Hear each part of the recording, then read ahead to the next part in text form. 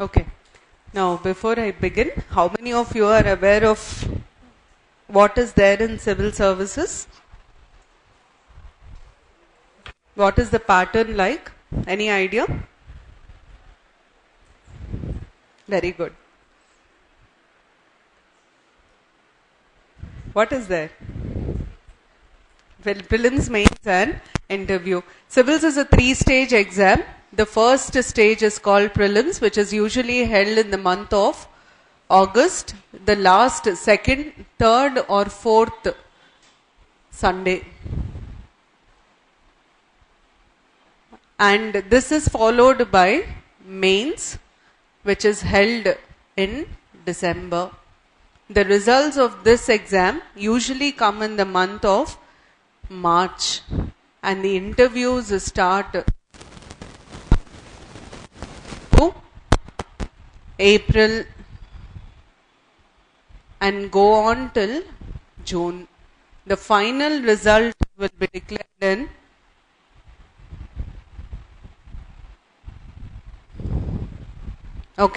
and the best part of this is any stage you don't clear, you again have to start from prelims. Okay? That is the reason why people who get into civil services are the most sought after by the press, by the family. And guys, you can expect a good fat dowry if you become a civil servant. Okay? Now coming back, about prelims, I'll just first tell you the areas that are there, then we will discuss each of them in detail. Prelims has 2 papers, paper 1, paper 2. Paper 2, which is called as CSAT, has been made qualifying last year. The weightage of these 2 papers is equal. It is 200 marks, 200 marks. Here you have 100 questions and here you will have 80 questions. Okay? And this first paper is called General Studies, in which you have these areas.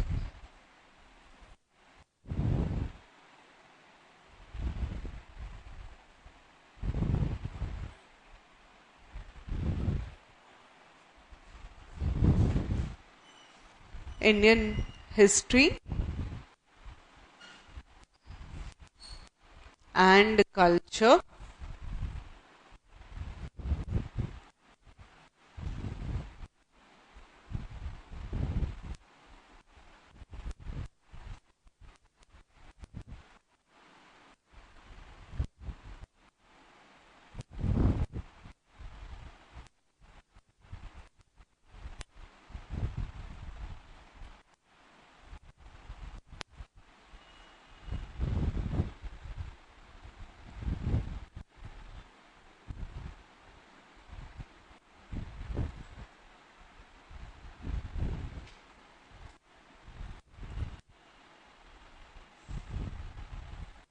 these are the broad areas that you will have for paper 1, general studies and prelims. Okay? Now when it comes to mains, as I said, you have the difference between prelims and mains is, here it is MCQs which is 0.33% per mark. For every wrong answer, 0.33 per mark will be deducted. Okay? And in mains, you have 2 qualifying papers, language papers.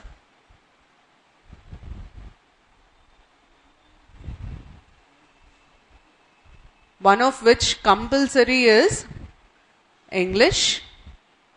The other is any regional language recognized by the Constitution.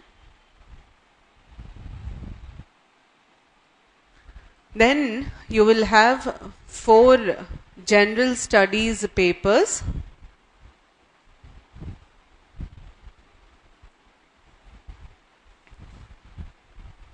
The first paper is about Indian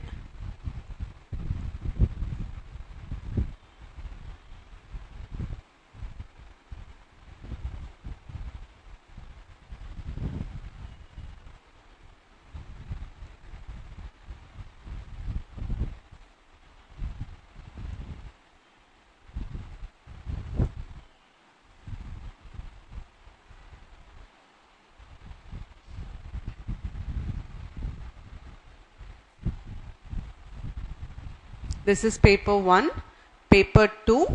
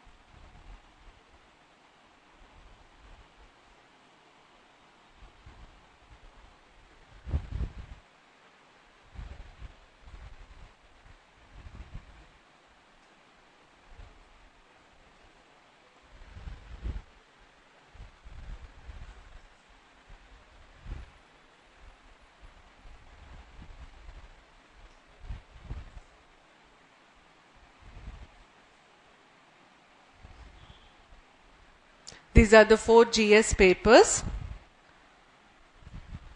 The third will be general essay, which is common for all students, and the fourth will be one optional with 2 papers. So in all, how many papers will you have in mains?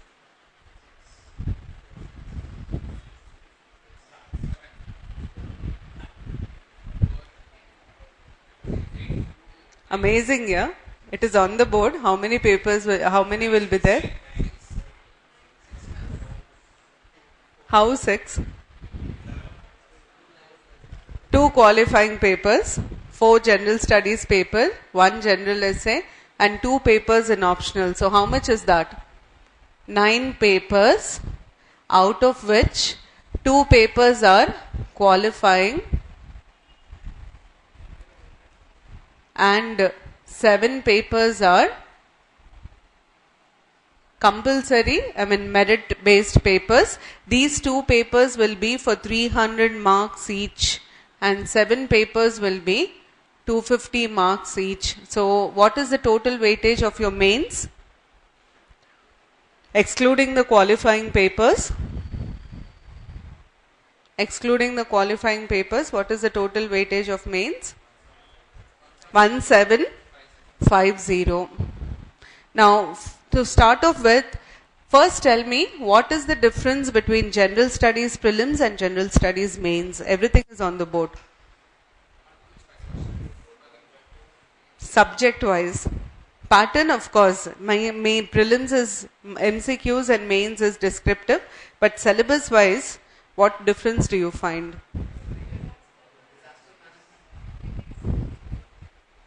What are the added areas? One is, what else? What else? Internal security is not there. What else?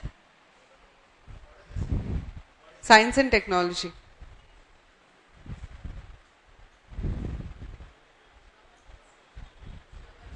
Polity and governance.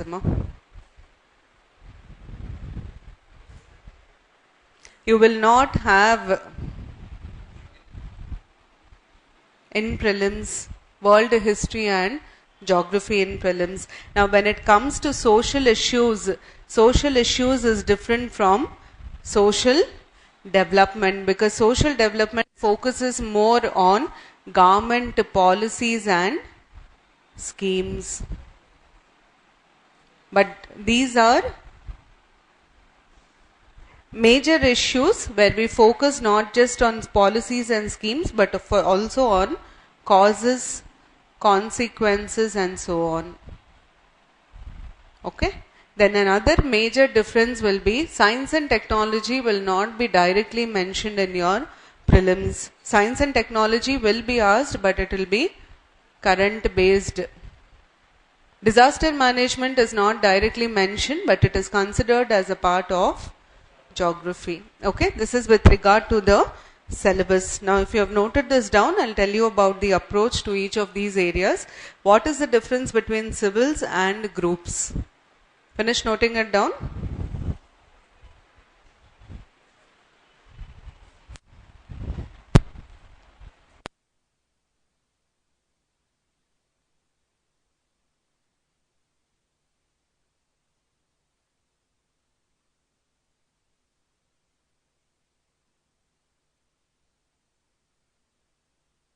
This. The first thing that should not be there if you aspire for civil services is you should not be lazy. I'm talking about you. The last thing that you should have in mind is a photocopy, because that makes you lazy. Now, this is about the syllabus as it is. I'll tell you about the approach to each of these areas and what are the real challenges, how it changes from prelims to mains.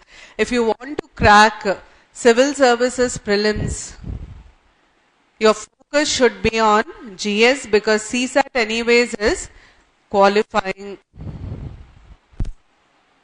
If you get 66 marks in CSAT, you will be qualified. You can write, they'll evaluate your score in GS. How do they evaluate? They first evaluate CSAT. Whoever gets 66 and above, their GS papers will be evaluated. And GS, depending on the rank that they get, the score that they get in GS, they will be ranked. And for every one seat, every one opening, 20 students will be selected for mains. The ratio will be 1:20. And when it comes to interview, it is 1:3 or 5. 1:3 or 5.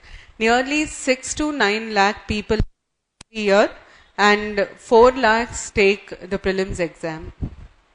Okay, and if there are 1,000 posts, how many people will write mains? 20,000. And how many go to the interview? 3 to 5,000. This is the ratio. Okay, now moving on. As I said, I'll first talk to you about the challenges. Civils is more about analysis. It is less on facts. Now, for example, if you have an event happening, they will ask you if it is factual. The questions will be when it happened, where it happened, who is involved, right? But when it comes to analysis, the questions will be why it happened and what will be the result or consequence of this event. And every event will have a background. This background is where they focus more on in prelims and mains. I'll give you examples for all of these and mains. Now, for example, first take history. We are in 2016. All events that happened in 1916 will be your exam. They'll focus more on events that happened in 1916. Okay, so the first thing that you should focus more when you're reading history is the events that happened in 1960. And history is all about chronology. One event leads to the other. Am I correct? This chronology is focused more when it comes to civils. Any other competitive exam, they'll ask you where the event happened, who was involved and so on. But in civil services, they will ask you what led to what. For example, last 2 years, there were questions like, in 1935, we had elections and we had a popularly elected government in India. Okay. However, they resigned in 1937. What was the reason for their resignation? Rabindranath Tagore got a knighthood. Okay. He returned that knighthood in protest of which incident in India? Okay. Now, we were against the Simon Commission. We protested saying, Simon, go back. What was the reason for Indians protesting against Simon Commission? So if you realize, most of them, they will ask you what caused the event or what was the result of the event. They will not ask you when Simon Commission came, who are the members of the Simon Commission. The focus will be more on why it happened, what caused it. This is how you have to approach. Now, current based, to understand what should be focused more, the first part of it that you should look at is the 100 years back, all that happened in 1916. The second area, current related, that you should look at is all those places, persons who achieve milestones. What are milestones? 25 years, 100, 150, all these. Then you should know about that person or place. For example, if it is a person, then you should know about his contribution, the organizations he was associated, what was his role and in which field. This is how they'll ask you a question. This passes off as a subjective question, but it is related to current affairs. Okay? This is second. The third thing will be, there will be certain archaeological discoveries. For example, last year, one site in India related to IBC was discovered, which is considered bigger than Harappa and Mohenjo-daro. The name of the site, Dakhi-Gari is the name of the site. There are 7 more mounds that have to be excavated. Once it is done, it might actually be bigger than Harappa and Mohenjo-daro. So the background will be the sites in India and what was found in India. So whatever archaeological discoveries or evidences that come into light, you have to focus more on as far as history is concerned. This is how questions will be asked in prelims in history. Now moving on. Now when you look at polity, questions by and large on polity will be on backgrounders. Now for example, over the last 1 year, what in constitution has been constantly in news? Ordinance making power of president, was it in news? Why? Too many ordinances were promulgated. Ordinances were re-promulgated by the president. So they'll ask you power of the president.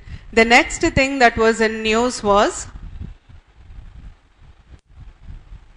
why joint sittings were in news. Right now we have a very different situation where in Lok Sabha you have one party in power, you have another, in Rajya Sabha you have another party, the opposition party in huge numbers, because of which most of the bills are not being passed. So they are talking about a joint sitting. Okay. The third thing that has been constantly right now in news is it in news right now? The last state? Uttarakhand. So as a background, they'll ask you, when is President's rule imposed? For how many days it can be imposed? Should they take permission from the parliament? If they take permission from the parliament, in how many days they should take the permission? For how many days they can impose President's rule? All this as a backgrounder for polity will be asked. So the first focus will be on backgrounders. I'll give you examples for this. Last time, when did we have presidential elections? Any idea? When did Pranab Mukherjee become the President of India?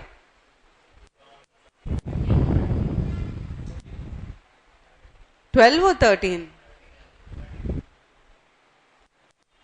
13 September, October sometime.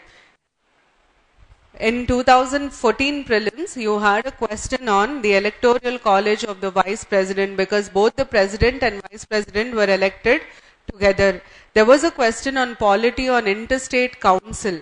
The reason was in December that year, the interstate council was reconstituted. So they asked what type of a body is the interstate council.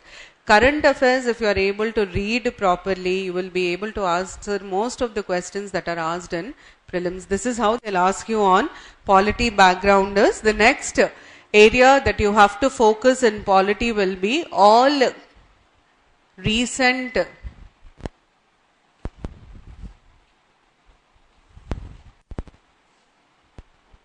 the latest constitutional amendment is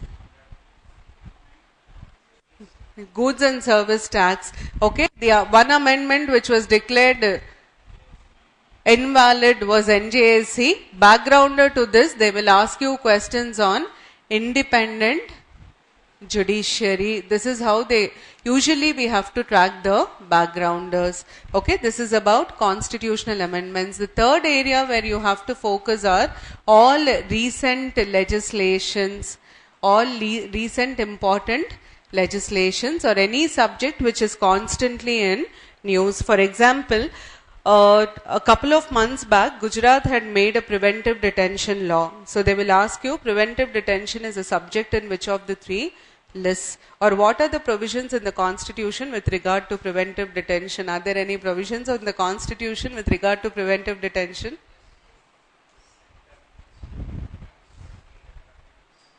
Where? Article 20 and 20, do you have provisions for preventive detention? 22, Article 22 lays down provisions for preventive detention. Can you tell me a few provisions?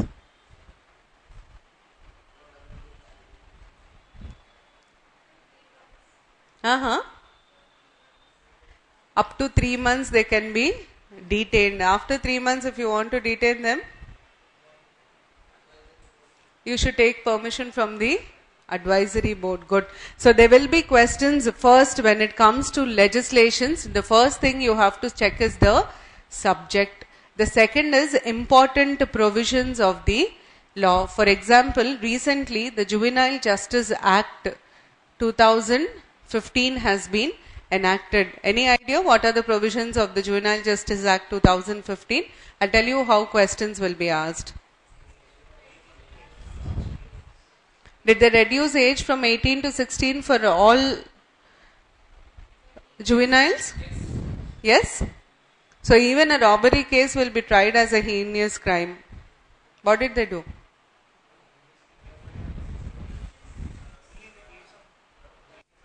So what did they do? What did they do with the Juvenile Justice Act? What was the amendment all about?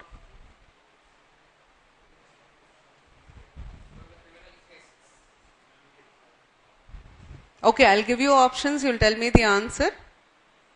One statement is the Juvenile Justice Act has reduced juvenile age from 18 to 16 years. Correct? Wrong?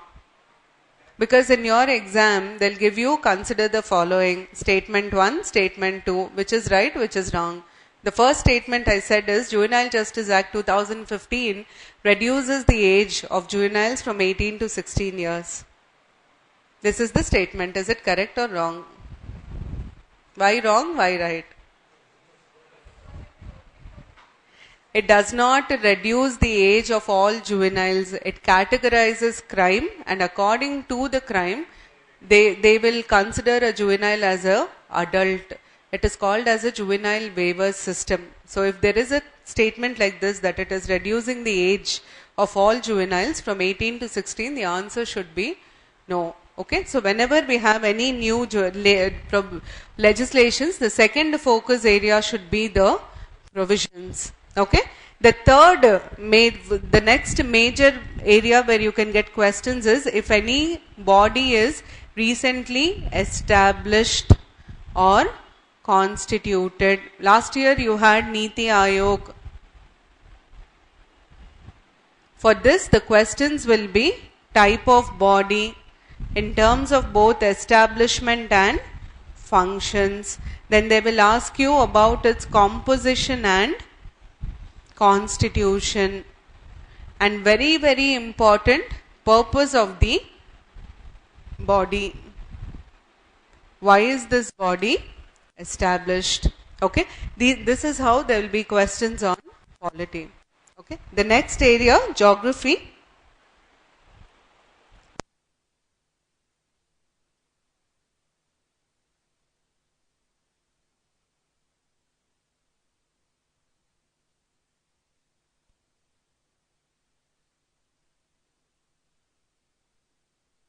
I said history is all about chronology. Okay. Polity is all about knowing the provisions of the constitution. Clarity on provisions. Now when it comes to geography, we divide geography into two parts. One part is the concept in geography. The other is the facts, which is by and large physical. Okay. Concepts in geography is, what do you mean by a river? See, we have different landforms. We have, water bodies. We have river, we have sea, then we have ocean. Why do we have so many names? Do they differ? How are they different? How is a sea different from river? How is an ocean different from a river? Yes? What are the differences between an ocean and a river? What else?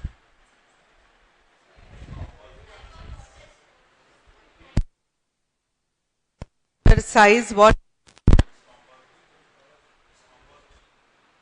What else? Type of water, composition included. You're forgetting one more very important thing.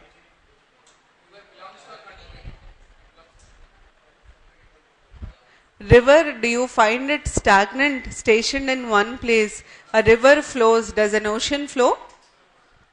Ocean will never flow. So it is about its physical form, its extent, its composition, and so on. All those concepts, these are concepts. Now coming to facts, they will give you questions like, they'll give you a mountain name, they'll give you the country, and they'll ask you to identify the wrongly matched pair. This is all factual, and by and large the questions will be on physical geography. You should focus more on mountain ranges, rivers across the world, plains, plateaus, deserts, and so on. So ideally, for geography, your reference, apart from, I don't know what kind of suggestions you got till date, but my sincere suggestion would be, please read NCERT 6 to 12. Okay? Plus, very, very important, Atlas. I'll tell you how Atlas will be useful for your mains as well. Now this is about geography. You divide it into two parts. One will be the conceptual part. The other will be the factual part. Focus will be more on physical geography. Okay.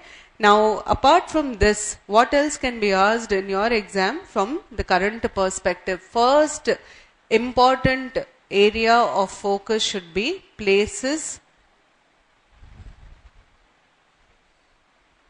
Any place which is constantly in news, please locate it in the Atlas. Now what should you know about this place? If this is the place, you should know about its surroundings. Is it on a plain, plateau?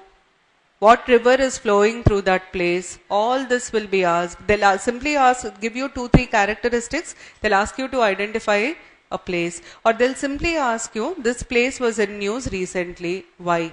Okay, so first focus should be places in news, right? The second important focus should be reports. You have IMD, International Meteorological Department. You will have reports issued by different authorities. You should know the reports, the highlights of the report, for which you don't have to search anything else but read the paper properly. This will be the second area of focus. Apart from places, the second area should be reports.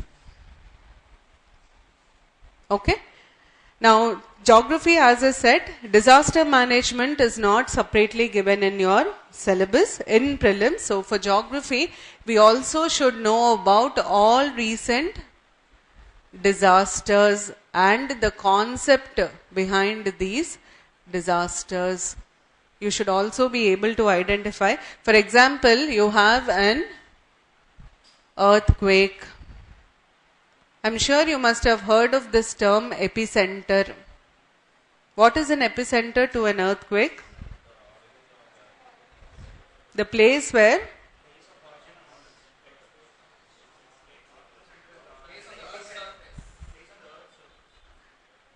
What is epicenter?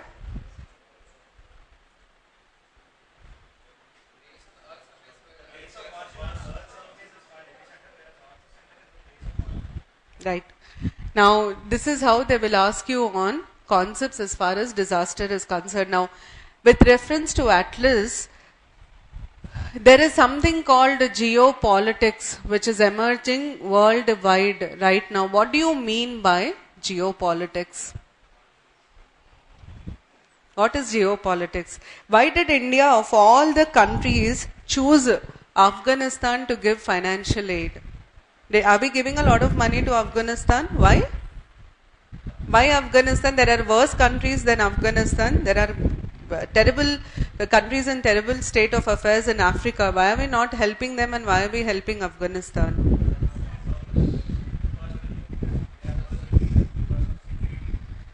That's what is that reason? Strategic location. Why is China building ports, infrastructure around all the countries surrounding India? You have one project in Sri Lanka, you have one in Bhutan, one in Nepal, one in Pakistan. Why are they building it around India? Tomorrow, if there is any conflict between India and China, India becomes very vulnerable because China will be able to access India from all these points, isn't it? This is called geopolitics. Your location on the globe will decide what will be your role in international affairs. And geopolitics is very, very important for your general studies paper 2, GS paper 2 mains, where you have affairs. You had 2 years back, there was a question on string of pearls theory. Any idea what is the string of pearls theory? Any idea? Manasa? String of pearls is a theory which is typically associated with China's infrastructure development around in the countries surrounding India. It is referred to as string of pearls because it goes in a round way. Around India, in every country, it is developing some kind of infrastructure or not. It is typically called as string of pearls theory of China. It was a 20 marker in your mains. So this is how it will be useful. Never read newspaper without referring to the atlas. Any place which is in news, immediately open the atlas and try to locate it. Over a period of time, you will gain complete control over the atlas. A lot of knowledge of atlas will help you write your answers in mains as well as prelims, especially with regard to this area. You can't by heart it in a day. Gradually, over a period of time, you have to practice it. And the options will be very, very close because they will not give you A, B, C, D and ask you to identify. They will give you 1, 2, 3 and then they will say 1 and 2, 2 and 3 and so on. This is very difficult. So please read the atlas as when it comes to geography. Now the next area that is not there directly mentioned in your syllabus but important is environment. Now there is one talk I'm sure you all must have heard and you all are aware that Civil Services Prelims exam and Indian Forest Services Prelims exam is the same. IFS exam is the same. Because of which many people believe that nearly 35% of your questions now come from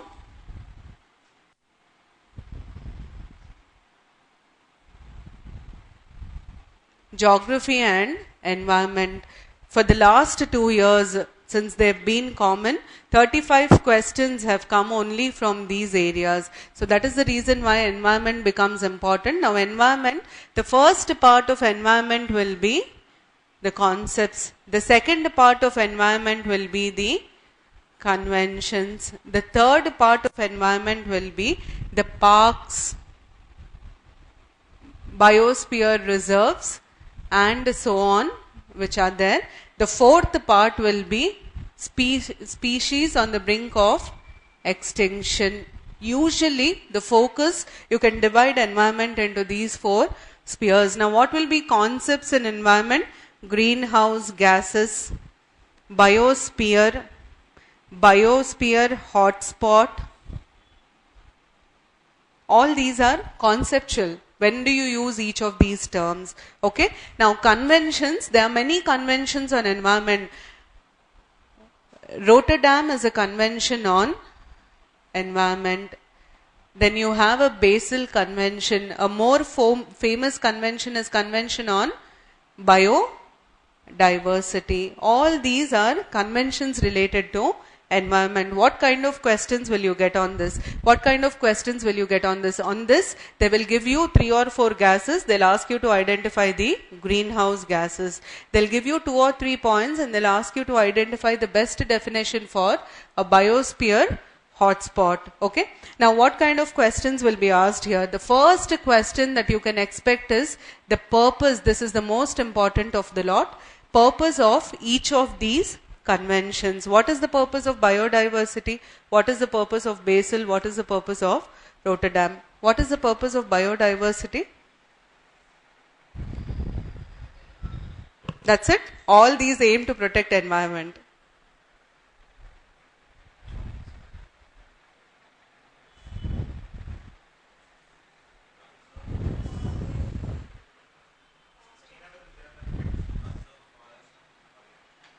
You have another convention on that, climate change and sustainable development.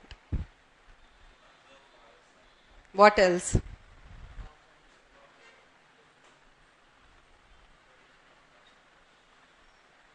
Do you know that one of the aims of biodiversity is also to protect the intellectual property rights on all those animals and species that are used in research? Okay, so you should specifically know the purpose of each of these conventions. The second thing that they will ask you is who framed or drafted the convention. Most of these conventions are from the UN. The third will be when they were established. These are by and large factual.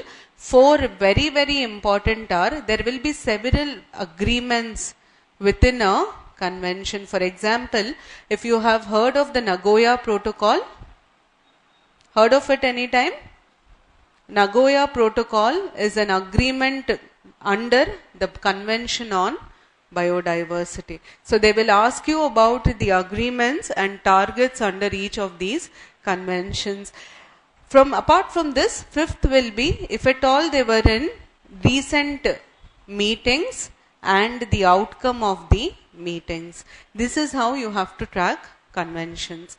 Okay, now when it comes to parks, biosphere reserves, name, location is the first one, and usually those which are constantly in news will be asked more. For example, for 3 or 4 months there is one national park which is in news for continuous tiger reserve which is in news for the continuous death of tigers.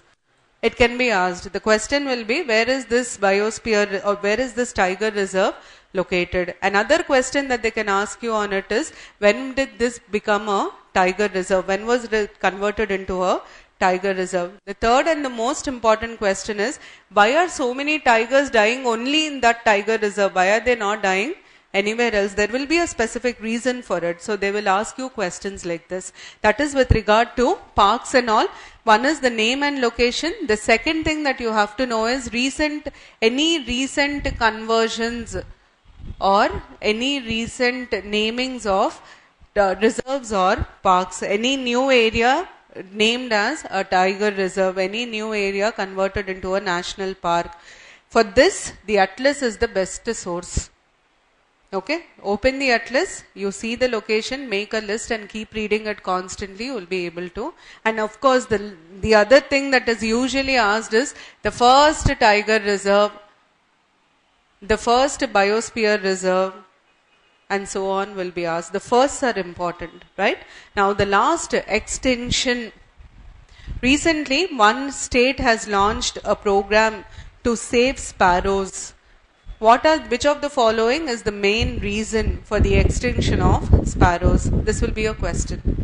Okay. 2012, there was constant news on extinction of vultures. And the question that was asked in prelims is, which of the following is a reason for extinction of vultures in India? Vultures population, India is one of those few countries where vultures are there. Now, what is the reason for their extinction? What is the reason for the extinction of sparrows? Loss of habitation is the main problem. Urbanization, increase in infrastructure development is the main problem. So these are the questions that they can ask you on extinction. And I'm sure all of you must be knowing about the red book. There is a list, red data, IUCN's list. Any recent entries into it, they will ask, recently, which of the following have been, when were you supposed to come and when are you walking in? That's a reason? Okay. Recent inclusions and exclusions will be asked. And the last thing with regard to this, please read about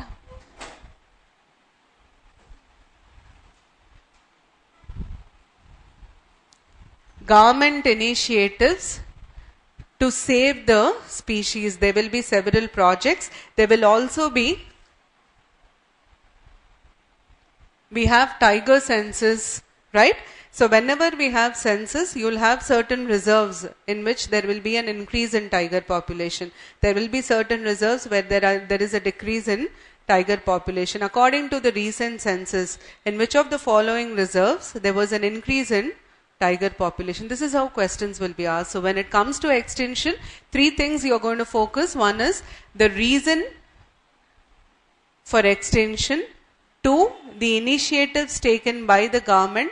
And 3, how do you know that they are reaching an extinction? Definitely there will be a count, isn't it? So these are the 3 things that you have to focus. This is about environment.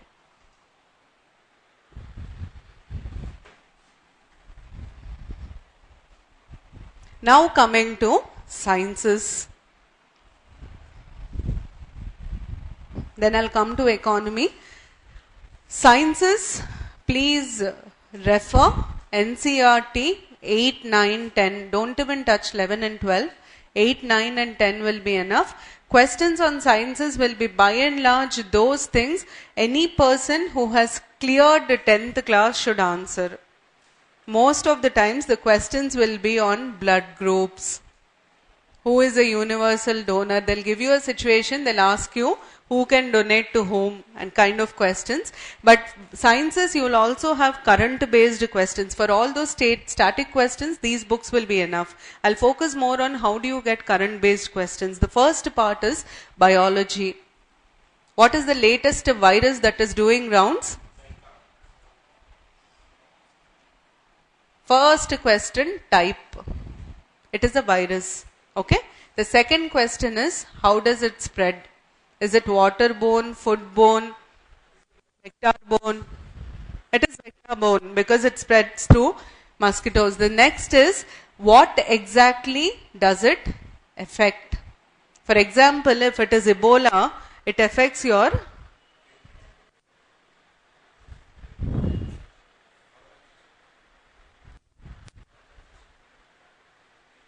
what does Ebola affect?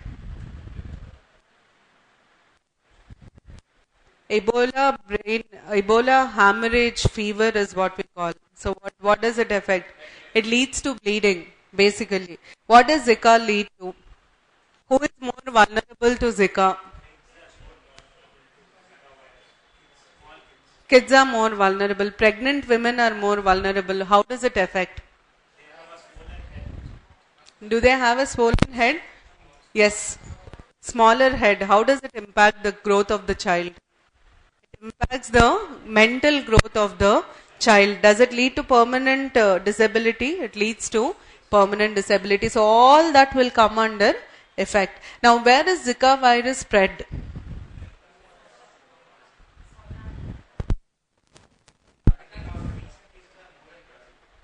So that part of the world and why not the other part of the world? Now when you look at Ebola, it was spread only in certain African countries. It was not prevalent in any other countries. Why is it that Zika is only prominently found in this part of the world and why not the other part?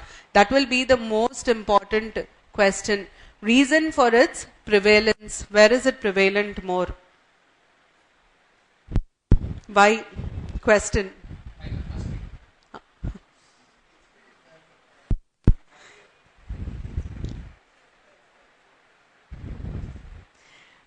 Very rare, but sometimes they'll ask you the name of the test conducted to find the virus. For certain diseases, they'll ask you the test. This is how they'll ask you for biology. This is the first part. Second, any recent new vaccines developed. Background again will be the disease. Third will be any findings where you significantly there is a worrying disease which has come into focus. For example, if you talk about India today, the biggest challenge for India will be the drug resistant TB. So backgrounder, for this what they will ask you, the same thing about TB. Along with it, they will also ask you about what are the measures taken by government to combat TB. This is how they'll ask you with regard to biology. Vaccine is one, this is one, the third would be this. Okay. Apart from this, generally on sciences, you have awards given every year in the field of sciences, the most prominent being Nobel. They will usually not ask you who is the recipient, they'll ask you on the concept for which they got a award. For example, somebody got an award in the field of light. There will be questions on the concept of light. Somebody got an award in stem cell therapy. There will be questions on stem cell therapy. They'll not ask you who is the recipient. If it is groups or any other exam, they'll ask you who won the award. Here the focus will not be on who won the award. The focus will be more on for what the award has been given. The same applies to awards as well as people who pass away, significant contributors, scientists and so on, who pass away. What was their contribution? In which field or which concept did they contribute? I still remember when this man, Norman, died, there were a lot of questions on Green Revolution because the biggest contribution that he did for India was Green Revolution. The backgrounder was, the questions were on Green Revolution. So this is how they'll ask you with regard to sciences. Okay, now apart from this, science and technology, though not covered, please focus on the current science and technology with regard to a new satellite launched, what is its purpose? A new missile launched, what is its purpose? So the first thing that you have to know is application. The second thing is whether it is indigenously manufactured or in collaboration. Okay, it's not just this, but there will be certain news, especially with regard to ships and all, when they say that this particular ship was decommissioned. What do you mean by decommissioning? They are no longer in use. You'll have questions on that also. For what was it used? Or they'll simply ask you, so and so was in news recently. What was the reason? It was decommissioned. So this is how you have to look at for science and tech. Is it clear with science and tech? This will apply for both the space as well as defense. See, the problem is until 2012-13, civil services prelims was all analytical. But 2014 and 15, the paper was more factual. So until 2013, we were asking students only to look at the analysis part. But now it is, you like it or not, you have to look at the factual part. The idea now is, they want a candidate who knows the facts and as well as who can analyze. Now what do they do? In the prelims, they test your factual knowledge. In the mains, they will test your analytical knowledge. But otherwise, when we were writing, the focus was totally on analysis. We never bothered about the facts, but now it is both facts and analysis. However, it is better than groups because facts, they don't go into too many details. You just need to know what is happening. That's it, more than enough. Now this is with regard to sciences. Are we clear till here? Now the most important part of this, economy. The reason why I say economy is, most of the other exams, economy's weightage is very, very high and it is by and large subjective. But when it comes to civil services, economy that is asked in civil services is not pure economy. It is from a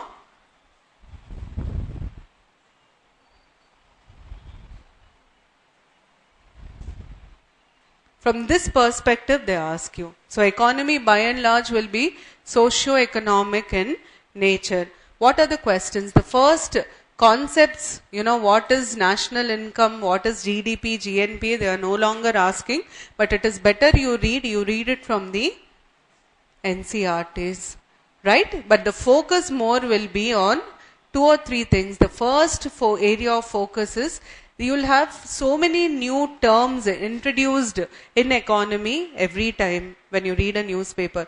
Teaser loan, austerity budget, austerity measures, all these are latest terms that are used on and off in the paper. Now whenever you come across any new economic term, please try and understand most of the time question will be on this. Recently, so and so bank launched this. What is it? Okay. So this will be the first focus. The second focus in economy will be, there will be several committees constituted for different purposes and they will have several recommendations. Committee, purpose, recommendations, very, very important. Okay. The fourth area will be, there will be certain new bodies established for economic purposes. Most of them will be regulatory in nature. You have to know about the purpose of that body. Fifth will be, you will have several agreements. They could be bilateral or they could be multilateral. You have to know about all important economic agreements, especially with reference to India and the world. Okay, so agreements are important. Then the next, again an important area of focus will be all the recent economic policies. Okay, 7 will be the schemes. And I don't know if I have ever told you, for a scheme, you should first know who is a target segment for a scheme. The whole population will be the target segment. I'll tell you how target segments work, and this is very important. Now you please look at the board. For a scheme, one area that we will look at is non-minority. Certain schemes will be for minorities, certain schemes will be for non-minorities. This will be one target. The other target that we can have is BPL families. The other will be unorganized sector. The other will focus on women. Right? And there will be certain schemes for tribals. Another target will be age. Certain schemes, employment schemes, are for minorities between the age of 18 to 35. So the first question whenever it comes to schemes will be on the target segment.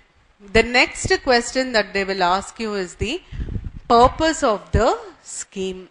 What are the main aims and objectives of the scheme? Third, is the scheme in a mission mode or not? Now, what is the difference between a scheme and a mission?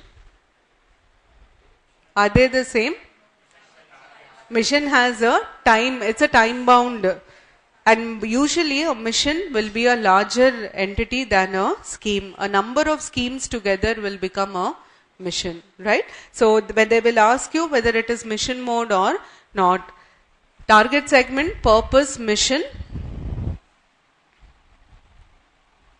Nodal agency, especially when it comes to financial disbursement, you will have one nodal agency. If it is farmer related, you will have the NABARD, right? So they'll ask you the nodal agency for implementation of that policy or scheme. This is how you have to read economy. Now before you go for your prelims, two things that you have to compulsorily read. One is the budget. The second that you have to read is the economic survey. These two are mandatory before you go to prelims for economy.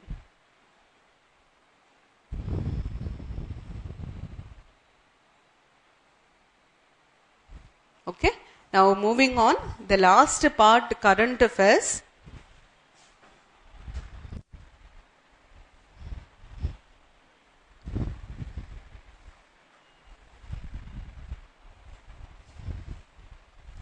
See, whenever we talk about news or paper, there are two aspects to it.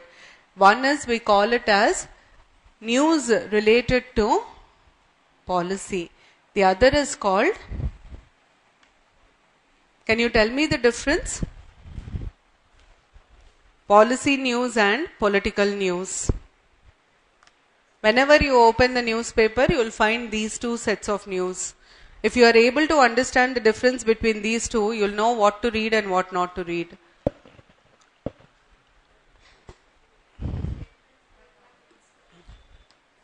Is it political? Ministers. I will say statement given by the Prime Minister is purely policy. Statement made by Narendra Modi is political.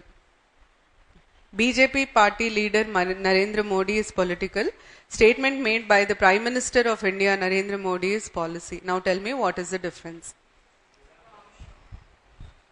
Anything that is officiated, officially done by the government becomes policy news, and that is where you have to focus for your exam. How Rahul Gandhi is criticizing Narendra Modi and vice versa is not important for your exam. You can eliminate it totally, because you know what happens is, the biggest problem is you have to read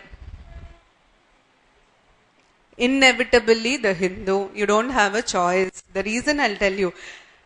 Pan India, everybody knows that if you're preparing for civil services, the paper you have to read is Hindu, and questions are directly picked up from Hindu. Okay, so without reading Hindu, don't even think of attempting civil services. However, I don't totally agree that Hindu is comparatively a very boring paper when compared with other papers, because you don't have any masala news in it. But trust me, as you keep reading it, you'll really enjoy the paper. You'll like it, you'll take some time. And never read Hindu without a dictionary, because there'll be too many high-ended words in Hindu and you have to refer to a dictionary. Now, okay, now when you're reading the Hindu, you should be able to identify what you should read and what you should not read. Please eliminate political news totally. There will not be anything that can be asked from the political news. Policy news, whatever the government officially does, will be focused. It could be, appointing a committee. It could be launching a new infrastructure project. It could be a new policy. It could be a new scheme. It could be an agreement with another country. It could be a bilateral visit. Narendra Modi is the most toured Prime Minister of India. He tours every 1 month or 2 months. Okay, now whenever he tours, you have to know where he went, what are the agreements signed, outcome of the tour, and any background earlier to this tour. So, whatever the government official does is important. Economy, mergers between two companies will not be asked. Okay, but the government issuing guidelines will be asked. The government banning something will be asked. This is how you have to look at it. Now, apart from this, another area where you have to focus in current affairs and news is, what about awards? What about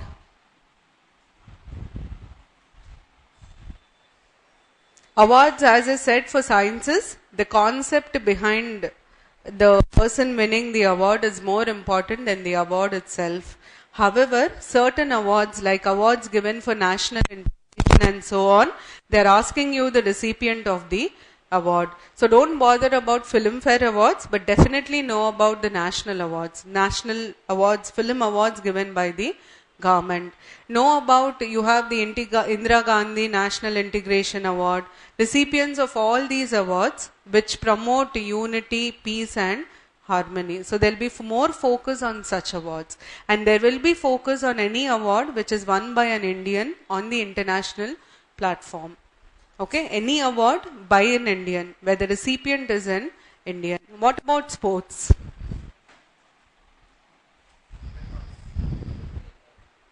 I don't know if they'll start the trend again, but for the last 4 or 5 years, there have been absolutely no questions on sports. By and large, sports related questions will be that of regulatory issues. For example, you have a doping case. I'm sure you all know a doping case. When you have a doping case, which is the agency in India that regulates all these cases? There'll be somebody to check it. You'll have an anti-doping agency, so you should know about the agency. This is how they'll ask you. They'll not ask you the person who is in the controversy. They'll ask you the background, who is the regulator and so on. See, for me to put it simple, I'll just tell you. You give me any event that is happening right now in news, I'll tell you what to follow for that event. Anything. Jammu and Kashmir, tappa, because Jammu and Kashmir will always be in news. Our generations together will see it in news. That's purely political, yeah. Oh my God, can't you give something better, yeah? Uttarakhand presidential rule. What can be asked? First part will be the polity related articles. The second that they can ask you is about the formation of Uttarakhand. Uttarakhand is a recently formed state. Beyond this, they will not ask anything else apart from this. In news, bigger issue in news.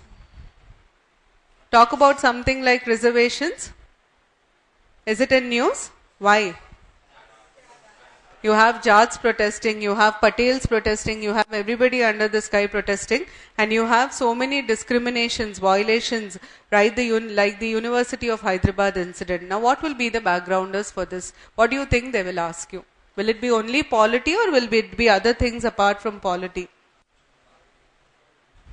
First thing they will ask you about reservation will be the constitutional provisions. Which of them will have class-based reservation? Which of them will have caste-based reservations? What else? In fact, in mains, you can expect a simple question like, should reservation be class-based or caste-based? Can it be asked as a backgrounder? Simple, only one line. Should reservations in India be class-based or caste-based? As a backgrounder to whatever is happening. This is how you pick up questions for prelims as well as mains. Now that is one part. Constitutional provisions is one part. The second part that they can ask is, which is the agency which is there to ensure that there is no discrimination against these sections? National Commission for SCs, National Commission for STs. So as a backgrounder, there can be questions on these two. Okay. The third aspect of this is, what are the different schemes that the government has launched for the empowerment of the socially and economically backward classes? Do you have any schemes? You have that pre-metric scheme, post-metric scheme, overseas scholarship scheme. Then you have several other new schemes that are launched for SCs and STs to promote self-employment amongst them. So there will be questions on all these things. This is from the prelims perspective. Mains perspective, larger picture, as I said, one question that can be asked is, should reservation be class-based or caste-based?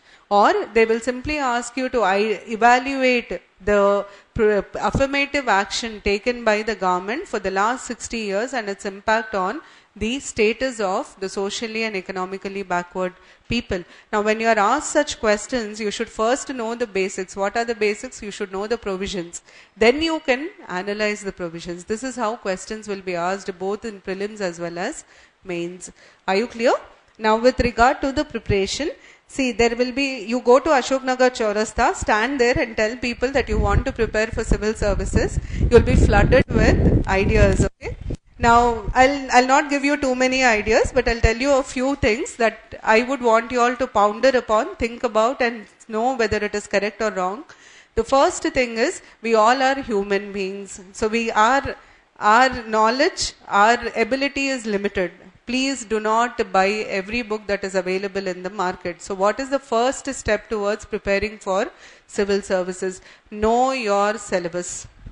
Download the syllabus copy from the net. People who are serious, read the syllabus carefully, because when you have a complete idea on the syllabus, you'll know what is in the syllabus, what is out of the syllabus. If I'm reading the paper, I'll know what is there, what is a part of my syllabus and what is not a part of my syllabus. Complete idea on the syllabus. The second thing that you have to do is, for every area, list out the subjects. Please list out the books that you have to refer for the subjects. See, the difference between y'all, we belong to the middle generation of candidates who prepared for civil services, but access to information was there but limited. The problem with you guys is you have too much of access to information. So what happens is, overdose of information is too dangerous. You try to give everything when you have too much of information. But civil services is about limiting information. Third very important point is, when you're looking for the resources, please identify authentic resources. Now what do I mean by authentic resources? Anything that is published by the government, PIB, Kurukshetra, Yojana, all these are authentic. So please look at authentic resources. Do not read every book that comes into the market. Okay? Now the fourth and very, very important thing. What do you need to do to clear prelims? What do you need to do to clear mains? According to what knowledge you have and whatever I've just told you. Apart from studying, it's not just about studying, it is about studying in line with the exam. So how do you study to clear prelims and how do you study to clear mains?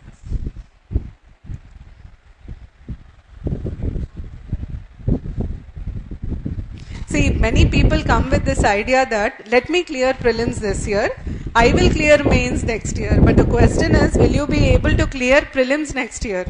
Because if you clear prelims this year and don't clear your mains, again you should start with prelims, isn't it? So how do you start with it?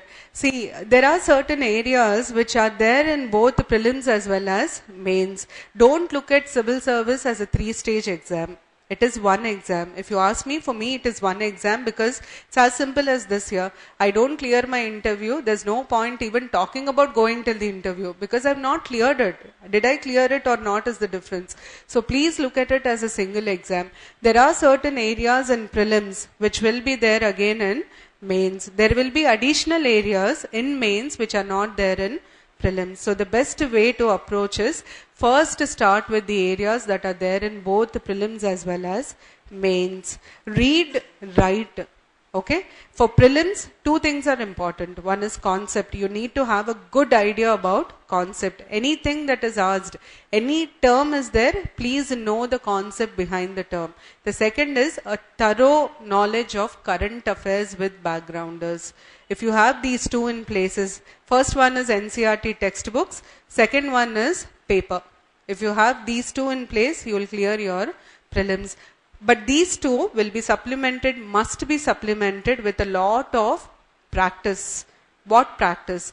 Now the questions that you get in the market, I will not authenticate anything because I don't know, but I'll tell you where to find questions. The first thing that you have to do is buy a previous year question papers bank, segregated area wise. For example, constitution, again you will have it, polity, you will have it divided, preamble questions at one place, part 1 questions at one place, fundamental rights, duties. Read this once, close the book, answer the questions. What is the benefit you get? The first benefit is you will apply whatever you have read. So you will know whether you are able to answer them or not. The second very important benefit is you will know how questions are framed in civil services. What is the pattern of asking questions? Okay, so please attempt all previous year's questions of all exams, whatever exams you can find, but only previous year questions, because the questions will be properly constructed. That is as far as application is concerned. Now what do you need to do for mains? Because you have 3 hours, each paper is for 3 hours. The number of questions that are asked are from 20 to 25 questions are asked. Okay, now calculate and tell me how many minutes you are getting per question. 180 minutes with 20 questions. 7 to 9 minutes will roughly take. And imagine, see, unlike your degree, what is the difference between your graduation and civil services? There are 2 important differences. The first is, graduation law, we get about 10 or 15 questions from our lecturer. We read those 15-20 questions, out of which 10 questions come in the exam. You write, you come, you get your marks. Okay, this is the first thing. The second thing is, nobody bothers about what you are writing. People will more worry about how much you are writing. Oh my God, that fellow took 10 additional, so he's bound to get 80%. I took only 6 additionals, I will get only 60%. This is the attitude, typical attitude that we have in our graduation, PGs and so on. But when it comes to civils, it is a paradigm shift. In civil services, it is more to do with the content of the answer. The first problem is the type of question asked. If you give me a topic, any topic, I can give you 10 different questions on that topic. So, there are different ways of asking a question. You will not have a question bank available readily where you can go and write the exam. That is the first challenge. The second challenge is, we are used to writing a lot. Now, we have to write little in which you have a lot of information. Understand the difference. There we are writing a lot. So, it is about the weight of papers. Here it is about the content. So how do you change from that to this? What do you have? And the third challenge of, 6 hours continuous writing in a day, and you have to write 40 to 45 questions. Mains, you will have 2 papers a day. It's not 1 paper. Okay? So for 6 hours, you have to write. What do you need? You need speed is the first one. The second is, your mind should be able to focus and give you points quickly. How do you do this? This is the most important and the most difficult hurdle in civil services. Prelims, for a serious student, clearing prelims is not a big deal as long as they are focused. Clearing mains is the whole point. Even the best of students fail in mains. Why? What should be done? So you're doing boost every day?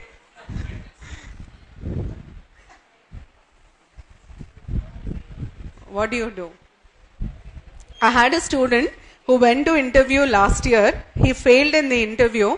This year also he is going to the interview. But he made a small difference in his preparation compared to last year. I've been telling him over the last 2-3 years, he was my student from 2013. I was telling him to practice. He did not find time, rather he didn't have the inclination to practice. But this year what he did is, every day from 8 o'clock in the night till 11 o'clock, for 3 hours, he used to write 1 paper a day. 1 model test paper a day. He did it for 4 months. And the effect is, he did not leave a single question unanswered this year in mains. So what is required? You have to train your brain, practice. That is the whole point. And practice in a time-bound manner. It's as simple as this. All of you know yourself better than anybody. Agreed? Of course, we know ourselves better than anybody. Even our parents will not know us better than us. If I give you a paper and I ask you to write about yourself in 250 words in 10 minutes, it should be 250 words, and mind you, the time is 10 minutes.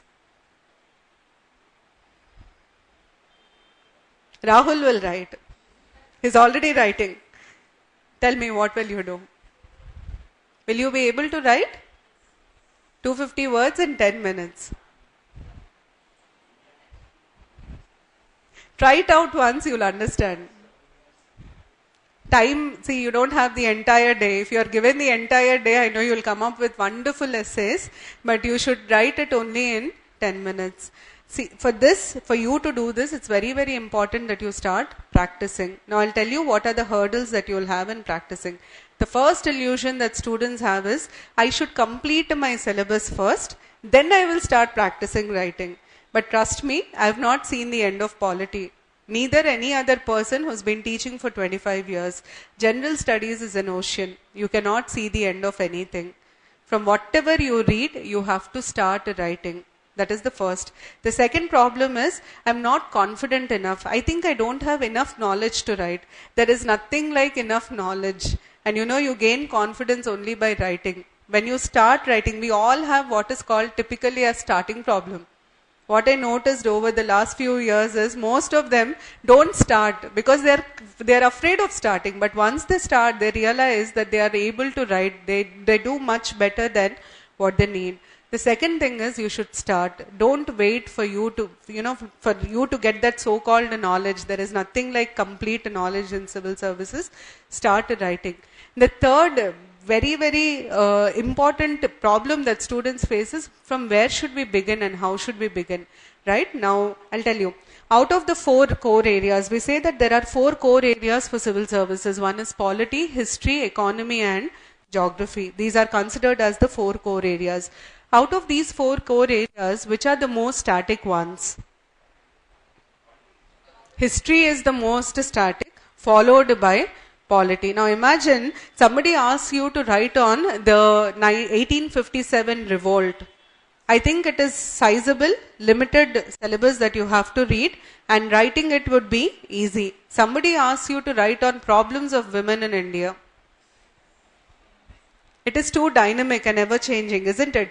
Which one do you think you should start writing first to build your confidence? 1857 revolt. So there lies the answer. Always start practicing answer writing from static areas and then move on to dynamic areas. And in static areas also, you will have statement questions, you will have direct questions. For example, what are the reasons of 1857 revolt? This is a straight question. You know the reasons, you will identify. Okay. What is the impact of 1857 revolt on India with reference to British rule? There are a lot of analysis that goes in because administration changed, the rule changed, the way Britishers perceived Indians to be changed. They found out that the communal harmony of the country was the biggest threat to British rule in India. So all these are little analytical. I would prefer you all first writing the direct questions. Start writing the direct questions, then you will have the confidence to write the analytical questions. Now then the other important thing that you should do is when you're practicing writing, please do it in a time-bound manner. Usually to a student, I always tell them, if you're starting to write, please write the start time and stop time for an answer. If you do this, gradually you will realize that the time you're taking will come down slowly. That is another thing. Start time, stop time. Okay? And very, very important, please write within the word limit. If you don't practice writing within word limit, from day one, you'll never be able to do it in the exam.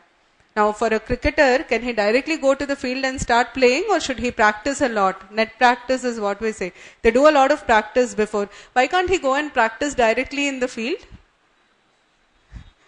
Similarly, you don't think of practicing it in the exam. You can never practice it in the exam. It will come only when you practice. Right from that first answer, it should be, an effort should be made to write within the word limit. And usually the word limit we prescribe is 10 words per mark. Roughly around 200 to 250 words, not more than that.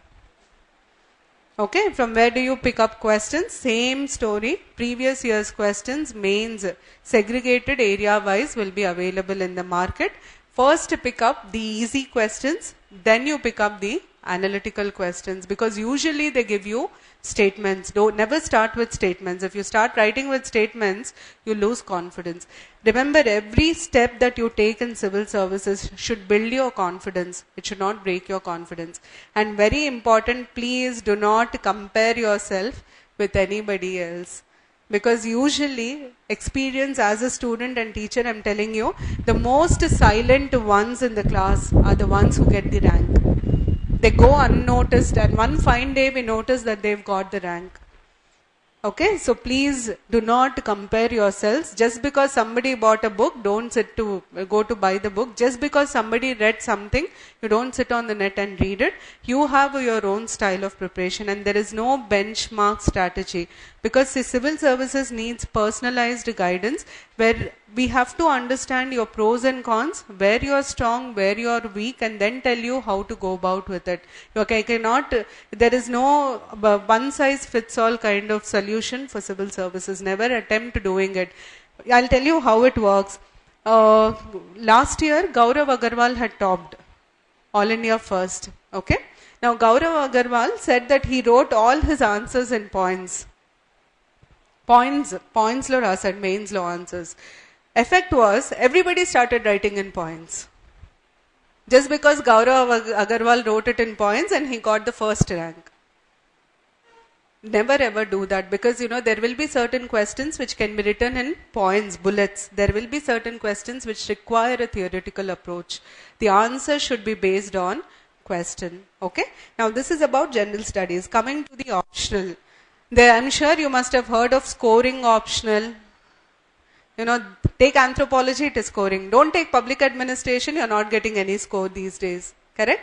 Now you'll come to know about all these things. If you ask me, there is nothing like a scoring optional, because basically what happens is, what you write will fetch you marks. There are people who cleared civil services with optionals like medical sciences, botany, zoology, unimaginable for you and me, physics, chemistry. They cleared, and there are people who cleared with double-digit ranks. Okay, so basically it is about content. Now what should you do to choose your optional? The first thing that you should do is, please study general studies for a few months. When you read general studies, you touch upon different areas. You touch geography, polity, history, social issues. Geography optional. History optional. Polity will help you understand whether you will be able to go for public ad as well as political science. So different areas are related to different optionals.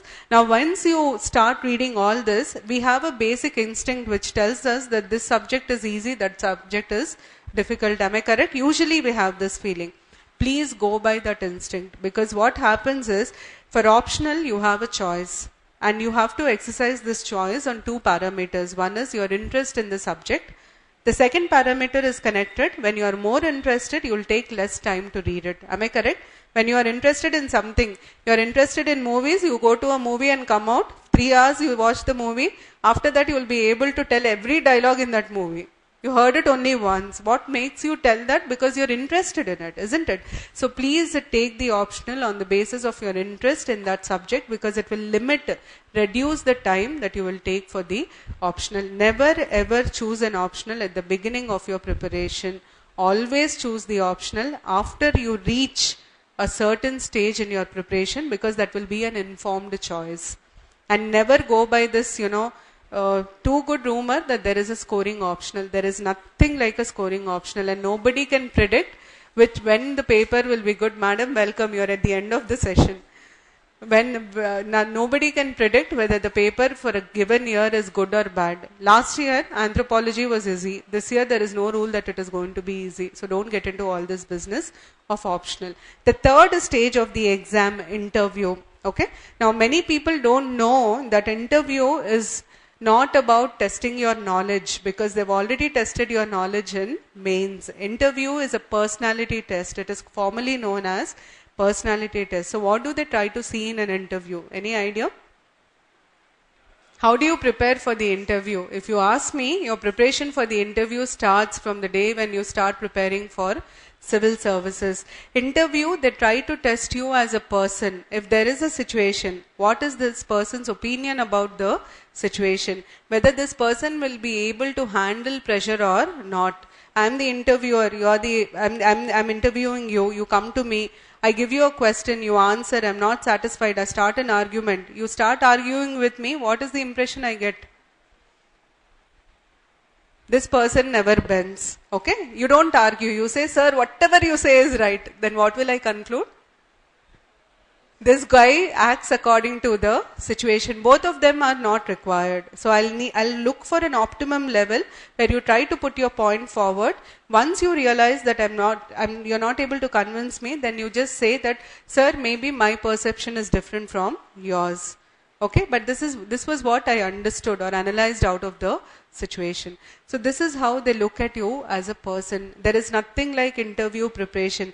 Interview preparation, we only help you to present your knowledge. We don't help you to enhance your knowledge, because they don't ask you what is 2 into 2, 4. Why? They will never ask you. They'll ask you, what is it, what do you draw out of this? For example, some of the questions that were asked at this time was, see, even when you go to the interview, there are 3 levels. We categorize students into 3 levels. One is a fresher. First time he's going to the interview. Second is a veteran who has written the exam a number of times is going to the interview. Third is an officer who's trying to improve his rank. There will be an approach to these 3, different approach. A fresher, focus will be more on his subjective background, his graduation. I just completed BTech. I'm going to the interview. So they'll ask me more questions on my educational background. Okay, I've given 4 attempts. I'm going there in my 5th attempt. The questions they'll ask me will be more general and current based. I'm going there as an officer. The whole perspective changes. I'll be asked more about my service and what I understood out of my service. So this is how interview varies. But anyways, interview is too far. Don't worry about it right now. Now this is about prelims and mains. If you have any doubts, you can ask me. Madam, you just walked in. Any doubts, madam?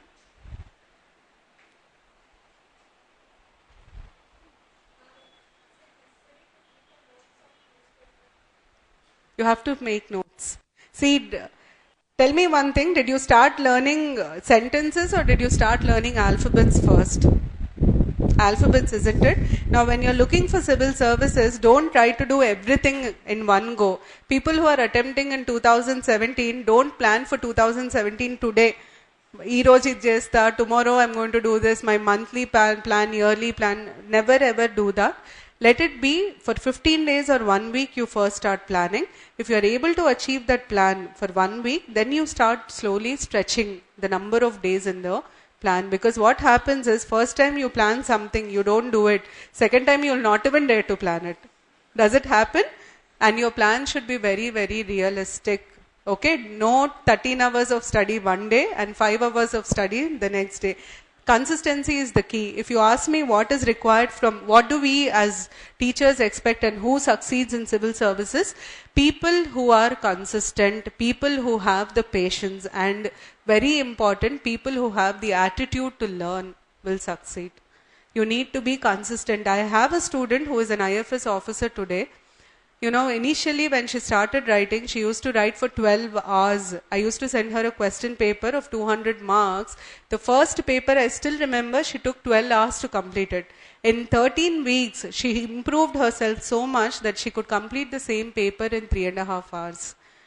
Imagine the kind of patience required to do it. You need a lot of patience and strength, and you need to be consistent. Every day you study for 8 hours, but study every day. Don't study for 13, 14 hours in a day. Usually you'll do this. 14, 15 hours in a day you'll study. The next day you'll not even look at that book. And the other, where people fail, ask us because we failed. So we'll tell you how you can fail in civil services. The second thing that we usually do is people start off with history. History is a very dear subject because people are genuinely interested in it, and unfortunately we find it to be very, very vast. So what do? We spend 2 months reading history. And after 2 months, we realize that, Ayya Babai, time ayipayindi. Does it happen? Because usually we feel that, array, the time is over, history we've read for so much time. Then how do you approach? Every subject, give one reading, leave it at that. Try to solve previous year question papers. After a time gap, repeat it. Revision is the key. The more number of revisions, the more confident. And never ever try to master anything in the first instance. You will never be able to do it. We are not supercomputers, chitty robots, right? So never ever do that. Please repeat it. Number of repetitions will help. And to start off with, as far as answer writing is concerned, initially you can start off with half an hour a day, gradually increase it to 1 hour, 1.5 to 3 hours, at least 3 hours before your mains. Otherwise, you will not clear exam. You get a stamp paper, I'll write it to you and give it to you. Without practice, clearing mains is impossible. Okay, so this is what is required. Anything else?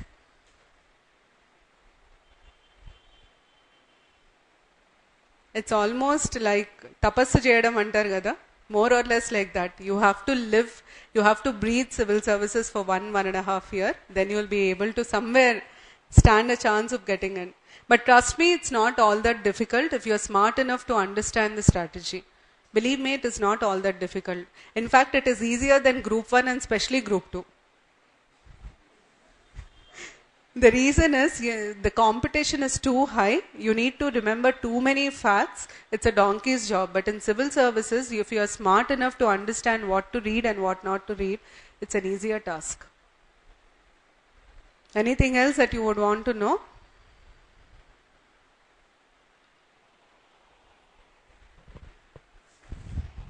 So, Mr. Abhinav, when are you attempting civils?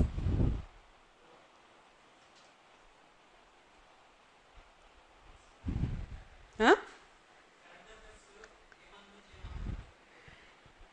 Civil services, there is no time limit. See, for example, you have any news, anything in news, but the backgrounder to that goes 4 or 5 years back. A 4 or 5 years back incident adutar. So focus more on not what happened, focus on what is there behind what happened.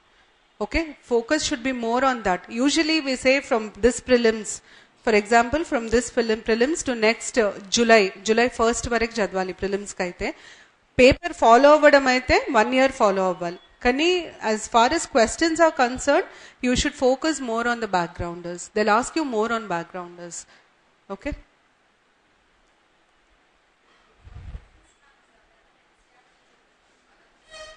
Some standard textbooks for each area, amma. If it is polity, Lakshmikant. If it is economy, Ramesh Singh.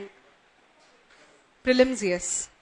And a few books like, economic survey report is essential. Then Yojana Kurukshetra is essential. In fact, apart from NCRTs, 2 magazines that you must and should refer is Yojana and Kurukshetra for economy and social development. If it is about international affairs, please refer to The Economist. Economist is compulsory. These things you have to refer. Geography, NCRTs. NCRTs will be more than enough if you read them properly. You have too much of information in NCRTs. NCRTs, Atlas. A good grip over the Atlas. See, there are books, you have Majid Hussain, you have Goching Leong, but all these books that are written are cut copy paste of NCRT with a little value addition. So I would prefer you all reading NCRT first. ఏమైతుంది?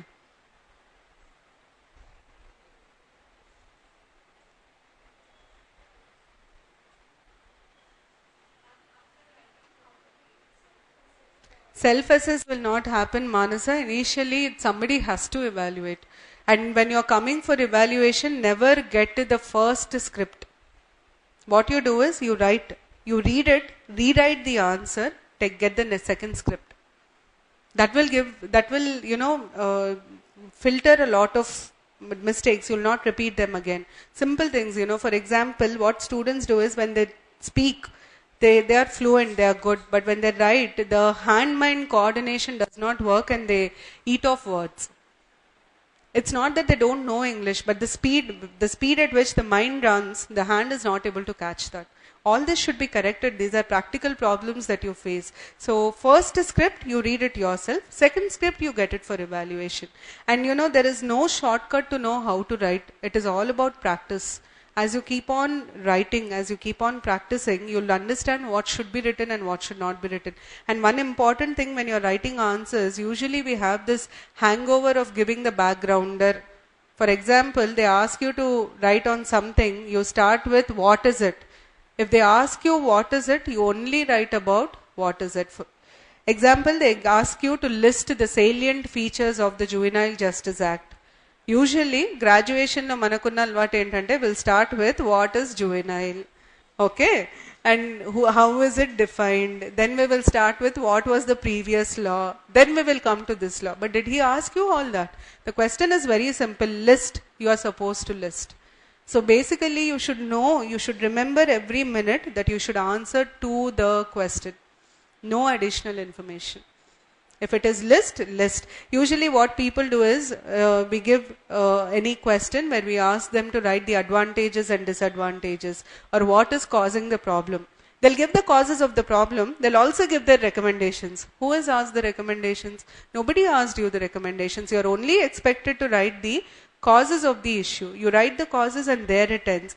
If they ask you, comment, or what in your opinion should be done to resolve this, then you go on to write your recommendations. These are basic things which usually students don't follow, but if you are able to put this in place right from your first answer, it will be very, very easy to clear mains.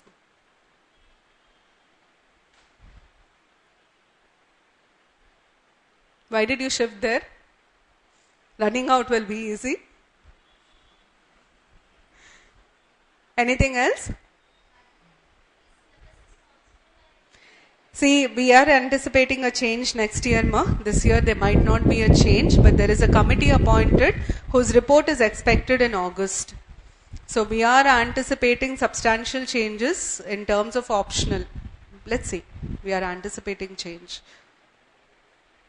That is the reason people who have started preparing, take this attempt seriously. Don't wait for the next attempt. And never ever say, I have 4 years, I have 5 years business. It is waste and futile. You have only 1 year. It is do or die. You do it that year or push off. Because ultimately, you'll neither be here nor there. There are many people who have attempted civils for 4-5 years, after which they could not make any other successful career. If you succeed, good. But if you don't succeed, it's very, very rare that you find an alternative. So please do not waste 5-6 years on the exam. If you ask me, first attempt is difficult but not impossible, but second attempt people should be able to clear. Most of the people who clear, they clear in their second attempt. But of late, people are smart enough to clear it in the first attempt. So this is how it is. Anything else? So where are you going to start and where are you going to end? Started with NCRTs, 1.5 month of thorough reading of NCRTs. Get used to reading Hindu. You practically have to get used to reading Hindu. After that, probably 1.5-2 months, then gradually start writing. If you don't have any background. If you have some background, then you can start writing in about a week or 10 days after brushing your basics. But start writing. Without answer writing, it's not possible. And believe me, a person who is practicing answers will be able to clear prelims easily, because when you're writing answers, you have to have a good conceptual clarity to put it on paper. And if you have a good conceptual clarity, automatically you'll clear your prelims. So approach should be mains to prelims, not prelims to mains. Yes? Depends. Kalyan, frankly, if you are able to push, coaching I will not really say, but mentoring is definitely important. You need somebody to tell you what should be done and what should not be done. You cannot make it on your own in the first year. If you're doing it on your own, you'll need at least 3 or 4 years. You need somebody to tell you whether you're on the right track or not. Mentoring is difficult. Very, very important. And you know, it's not just about the exam or the syllabus. It is also about the pressure a student faces while writing the exam. There are many things that happen. This girl, Roshni, when she wrote prelims in 2014, she called up crying saying that I'll not clear my prelims. I just asked her to prepare for main. She cleared her prelims and now she's an IFS officer. You know, all these small, small things, they really matter a lot. She was not at all confident of clearing her prelims. You need somebody to talk it out. Definitely not somebody in your peer group, because how much you know, he'll know equally, and two confused souls will lead to further confusion. Somebody who's there, who's been, see, I know a little, there are others who know more than me. So, you know, identify. And there is no rule that you have to follow whatever I'm saying blindly. It should be rational. Think about it. See, when I say that you have to practice for 3 hours, think how rational it is. Simple logic, yeah. First hour, your mind will be raring to go. You'll write wonderfully in the first hour. Second hour, the standard will come down. Third hour, practically you'll scribble on the paper. You know why? Because your mind is not trained to do that job. But do it for 3 hours every day for 2-3 months and imagine the difference. You'll see a lot of difference. Try it out. Everything try. You'll know whether it will work or not. 15 days you try writing every 1 day, 1 hour per day. You'll see how much of difference you'll find in your approach. Okay? Then